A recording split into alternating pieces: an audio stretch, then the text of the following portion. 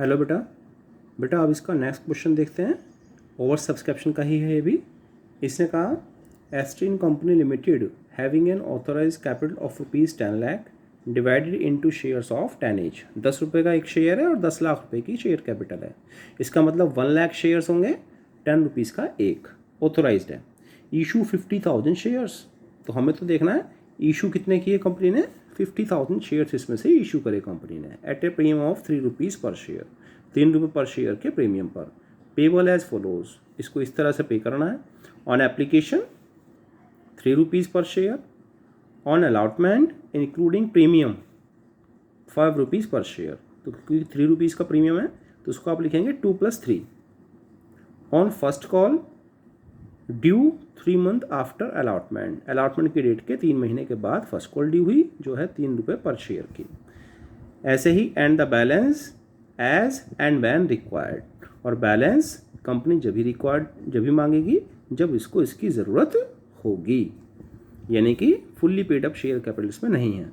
Application were received for 60,000 shares and the director allotted the shares is as follows. तो company के पास 60,000 share की application आ गई क्योंकि 50,000 शेयर्स कंपनी ने इशू किए थे और एप्लीकेशन आ गई बेटा 60,000 शेयर्स की। इट मीन्स ये ओवर सब्सक्रिप्शन का क्वेश्चन है। अब इसमें से क्या क्या शेड्यूल इसने दिए, 60,000 शेयर्स की जो टोटल एप्लीकेशन आई उन्हें किस तरह से इसने शेयर अलाउट किया, क्योंकि ओवर सब्सक्रिप्शन मैंने आपको बता चुका हूँ कि जितने शेयर के कंपनी के पास हैं उससे ज़्यादा की एप्लीकेशन आ गई तो कंपनी के पास ऑप्शन होता है कि कंपनी उनके पैसे या तो रिटर्न कर दे या फिर एडजस्ट कर ले अलॉटमेंट पर। ठीक, तो इसमें क्या किया कंपनी ने, इसने कहा application for 40,000 shares received in full. Received in full का मतलब है जिन लोगों ने 40,000 शेयर्स की डिमांड की थी उन लोगों को कंपनी ने 40,000 शेयर्स ही अलाउट भी कर दिए। सेकेंड स्टेप आया इसका, applicant for 15,000 shares received on allotment 8,000 shares. जिन लोगों ने 15,000 शेयर्स की एप्लीकेशन दी थी कंपनी ने उनको 8,000 शेयर्स इशू किए या अलाउट किए। Application for 5,000 shares received 2,000 shares on allotment excess money being return. तो जिन लोगों ने 5,000 शेयर्स मांगे थे उनको कंपनी ने केवल 2,000 शेयर दिए और अगर बाकी कुछ बचता है तो वो कंपनी ने रिटर्न कर दिया। तो 3 शेड्यूल है बेटा इसमें। All amount due on allotment were received, सारी मनी अलॉटमेंट की रिसीव्ड हो गई। The first call was made and the money was received except on 100 shares. First call के पैसे रिसीव हो गए केवल एक 100 शेयर्स को छोड़ करके, यानी कि 100 शेयर्स ऐसे थे 50,000 में से जिन लोगों ने फर्स्ट कॉल के पैसे कंपनी को नहीं दिए, है ना। ये होता है बेटा कॉल्स इन एरियर। हमें क्या करना है, give general entries, cash book entry, general entry और कैश बुक की एंट्रीज आपको करनी है और बैलेंस शीट भी बनानी है इस कंपनी की। ठीक, देखिए सॉल्यूशन इसका 17 क्वेश्चन है बेटा। पहले इसका वर्किंग नोट भी बना लेते हैं, है ना। वर्किंग नोट है ना, ये स्पेशल रोल प्ले करता है ओवर सब्सक्रिप्शन के क्वेश्चंस में। ठीक, तो किस तरह से इसके कॉलम्स थे बेटा, जो मांगा इसने, कुल मिला के शेयर्स थे इसके पास 50,000 shares at the rate of 10 each at ₹3 per share का प्रीमियम है बेटा। मनी किस तरह से कॉल करी इसने, एप्लीकेशन पर मांगे इसने ₹3, अलॉटमेंट पर मांगे इसने ₹5 इंक्लूडिंग प्रीमियम।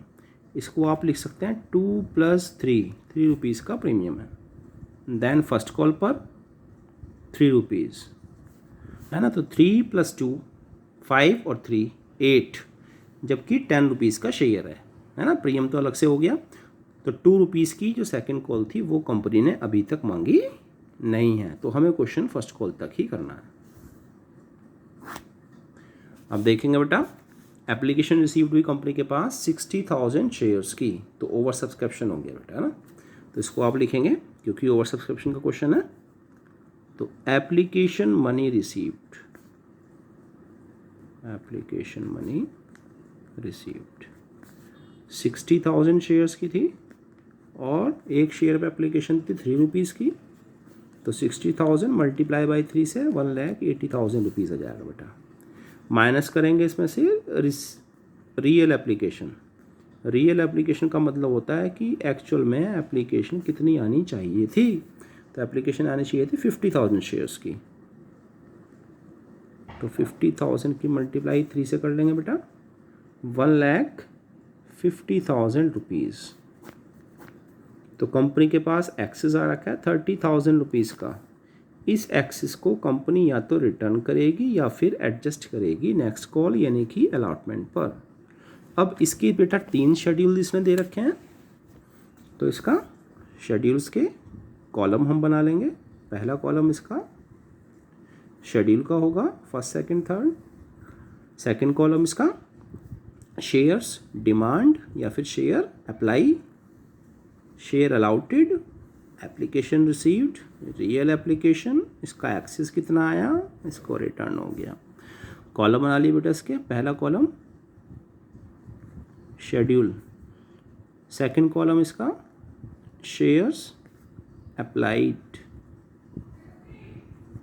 अगला कॉलम इसका शेयर्स अलाउटेड। शेयर्स अलाउटेड का मतलब है कितने शेयर कंपनी ने उस शेयर होल्डर्स को दिए हैं। नेक्स्ट कॉलम इसका एप्लीकेशन रिसीव्ड, एप्लीकेशन रिसीव्ड का रेट है 3 रुपीज़ का, कितने एप्लीकेशन मनी रिसीव हुई है कंपनी को। यहाँ आएगा एप्लीकेशन जो रियल में थी या रियल एप्लीकेशन, यहाँ आएगा बेटा एक्सेस, अगर रियल एप्लीकेशन में और एप्लीकेशन रिसीव में कोई डिफरेंस है तो वो आएगा एक्सेस। और इस एक्सेस के 2 रास्ते हैं, या तो कर दीजिए रिटर्न या फिर कर दीजिए एडजस्ट ऑन अलॉटमेंट। ब्रैकेट में मैंने एडजस्ट लिख दिया है। ठीक, क्या क्या शेड्यूल दे रखे हैं इसके। फर्स्ट शेड्यूल देखिएगा, applicant for 40,000 shares received in full. तो पहला शेड्यूल है इसका, जिन लोगों ने 40,000 शेयर्स के लिए एप्लीकेशन लगाई थी, कंपनी ने उनको अलाउड भी 40,000 ही करे, यानी कि पूरे अलाउड कर दिए। डिमांड भी इतने की और अलाउड भी इतने ही करे, यानी कि मांगे भी 40,000 और दिए भी 40,000 ही। तो एप्लीकेशन लगाई होगी इन्होंने 40,000 की मल्टीप्लाई 3 से करेंगे बेटा, 1,20,000। रियल में कितने आने चाहिए थे, 40,000 की मल्टीप्लाई 3 से 1,20,000। तो जितने मांगे थे उतने ही दिए, तो कोई एक्सेस नहीं आया, इसलिए कोई रिटर्न या एडजस्ट नहीं हो सकता। ठीक, सेकंड पार्ट इसने कहा applicant for 15,000 shares received on allotment for 8,000 shares. तो जिन लोगों ने 15,000 शेयर्स के लिए अप्लाई किया था उनको कंपनी ने केवल 8,000 शेयर्स दिए। तो इन्होंने एप्लीकेशन लगाई होगी 15,000 की इंटू 3 से करेंगे बेटा, तो अमाउंट पे किया होगा ना 45,000 रुपीज़ का, जबकि देने चाहिए थे 8,000 की मल्टीप्लाई 3 से, यानी कि 24,000 रुपीज़। ठीक, एक्स्ट्रा दे रखे हैं इन्होंने, 45 में से 24 माइनस कीजिए, 21,000 का एक्सेस है। अब इसको बहुत ध्यान से देखिएगा, क्योंकि इसने रिटर्न के लिए नहीं कर रखा, तो ये 21,000 इसके एडजस्ट हो जाएंगे अलॉटमेंट पर, क्योंकि कंपनी उनसे कहेगी जिन लोगों को कंपनी ने 8,000 की एप्लीकेशन कंपनी ने रिसीव करी थी, है ना, तो उनको अलॉटमेंट पर देने हैं 5 रुपीज़ के हिसाब से। तो 8 5 40,000। तो जिन लोगों को 8,000 शेयर कंपनी ने दिए हैं वो लोग 40,000 रुपये कंपनी को अलॉटमेंट पर देंगे। अब कंपनी उनके जो एक्सेस आ रखा है 21,000 वो इनके एडजस्ट कर लेगी अगेंस्ट 40,000। ठीक, तो यानी कि अगर क्वेश्चन में कोई इन्फॉर्मेशन गिवन नहीं है और पैसा एक्स्ट्रा बचता है तो आप उसको नेक्स्ट कॉल पर एडजस्ट करेंगे।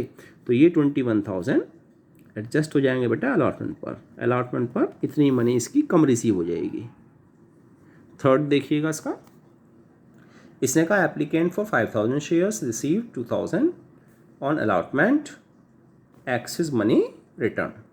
तो जिन लोगों ने बेटा 5,000 शेयर्स मांगे थे उसको दिए गए केवल 2,000 शेयर्स। एप्लीकेशन लगाई 5,000 इंटू 3 से, यानी कि 15,000 की। रियल एप्लीकेशन 2000 इंटू 3 आप करेंगे तो 6000,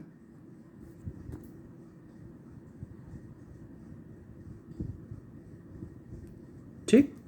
और 15,000 और 6,000 में डिफरेंस कितना का बेटा, 9,000 का। तो उसके लिए क्योंकि स्पेशल इसने क्या रखा है, excess money being return, excess money इसका रिटर्न कर दिया, ठीक। तो इसका जो 9,000 रुपये हैं आपको रिटर्न करने पड़ेंगे। इस पैसे को आप एडजस्ट नहीं कर सकते क्योंकि इन्फॉर्मेशन इसने दे रखी है। तो रिजेक्ट होगा तो भी रिटर्न होगा, और इन्फॉर्मेशन दे रखी हो तो भी रिजेक्ट होगा, तो रिटर्न करना पड़ेगा आपको पैसा। इसका टोटल एक बार करके देख लेंगे बेटा। टोटल शेयर एप्लीकेशन 40 + 15 + 5 60,000 शेयर्स की एप्लीकेशन आई थी कंपनी के पास। 48 और 2 50,000 शेयर्स कंपनी ने अलाउड किए। 120, 45 और 15 1,80,000 रुपीज़ की एप्लीकेशन रिसीव हुई। रियल एप्लीकेशन 120, 24 और 6 1,50,000 रुपीज़ का टोटल एप्लीकेशन रियल में है। 21 और 9 30,000 इसके पास एक्सेस है। इस 30,000 में से 9,000 इसने रिटर्न कर दिए और 21,000 हो गए एडजस्ट ऑन अलॉटमेंट, ठीक।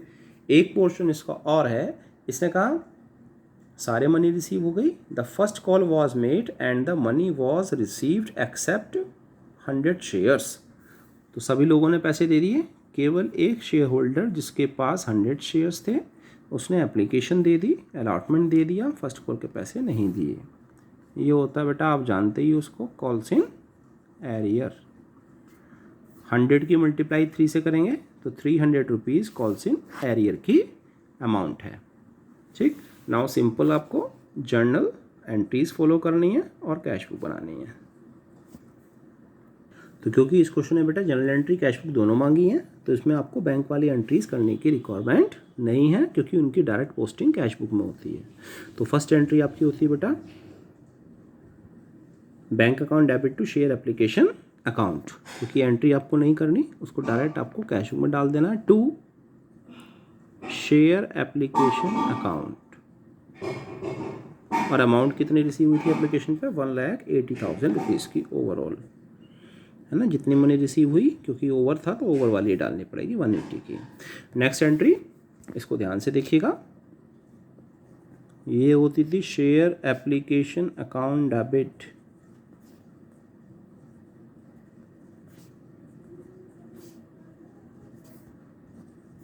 टू शेयर कैपिटल अकाउंट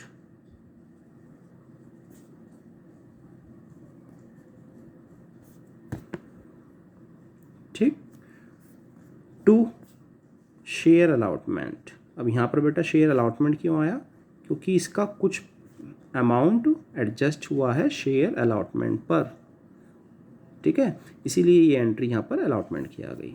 और जो मनी रिटर्न हो गई उसके लिए आप लिखेंगे टू बैंक अकाउंट। लेकिन टू बैंक अकाउंट हमें नहीं लिखना है। क्यों नहीं लिखना है, क्योंकि हमें इसमें कैश बुक मेंटेन करनी है ना। अब इसकी अमाउंट एडजस्ट करेंगे। एप्लीकेशन पे टोटल अमाउंट तो 180 थी, शेयर कैपिटल में अमाउंट आती है रियल अमाउंट। रियल अमाउंट थी हमारी 50,000 शेयर्स थे, मल्टीप्लाई बाई 3 से, तो रियल अमाउंट कैपिटल में ट्रांसफ़र हो जाएगी। अलॉट पे कितना एडजस्ट हुआ था हम देखें क्वेश्चन में, तो 21,000 हमने निकाल लिया था। तो 21,000 आपका एडजस्ट हो गया अलॉटमेंट पर, और रिटर्न किया था आपने 9,000, क्योंकि रिटर्न में टू बैंक अकाउंट लिखा जाना था, लेकिन वो हमने लिखना नहीं है क्योंकि बैंक की एंट्री नहीं लिखानी। तो ये जो बैंक क्योंकि क्रेडिट हो रहा है, तो आप बाई साइड लिख देंगे, by share application account 9,000 rupees, 9,000 रुपये रिटर्न कर दिए। तो अगर आप टोटल करें 150 + 21 171 + 9, तो 180 एडजस्ट हो जाएंगे, जिसमें से 1,71,000 की एंट्री आपको करनी पड़ेगी। 9,000 रुपये जो बैंक पे रिटर्न कर दिए, क्योंकि बैंक की एंट्री नहीं करनी तो उसको डायरेक्ट आपको कैश बुक में शो करना पड़ेगा, ठीक।